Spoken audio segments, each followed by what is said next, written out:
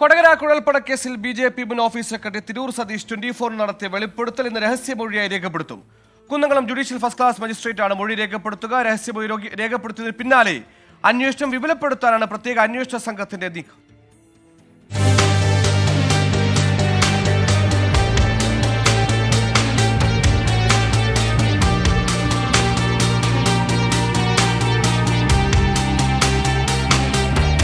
തിരൂർ സതീഷ് 24 നടത്തിയ വെളിപ്പെടുത്തലിൽ സർക്കാർ പ്രഖ്യാപിച്ച തുടരന്വേഷണത്തിന്റെ ഭാഗമായാണ് രഹസ്യമൊഴി രേഖപ്പെടുത്തുന്നത്.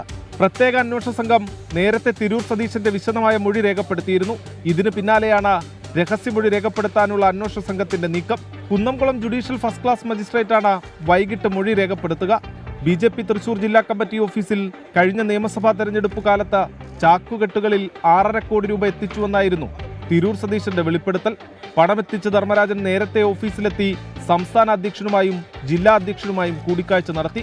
പിന്നീട് ഇലക്ഷൻ സാധനങ്ങൾ എത്തിക്കുന്ന ആളാണെന്ന പേരിൽ ധർമ്മരാജനെ തനിക്ക് നേതാക്കൾ പരിചയപ്പെടുത്തിയെന്നുമായിരുന്നു തിരൂർ സതീശന്റെ വെളിപ്പെടുത്തൽ. തിരൂർ സതീഷ് നടത്തിയ വെളിപ്പെടുത്തലിന്റെ പശ്ചാത്തലത്തിൽ സർക്കാർ തുടരന്വേഷണത്തിന് ഉത്തരവിടുകയായിരുന്നു. സതീഷിന്റെ രഹസ്യമൊഴി രേഖപ്പെടുത്തിയ ശേഷം കൂടുതൽ പേരെ ചോദ്യം ചെയ്യാനാണ് അന്വേഷണ സംഘത്തിന്റെ നീക്കം. 24 തൃശൂർ.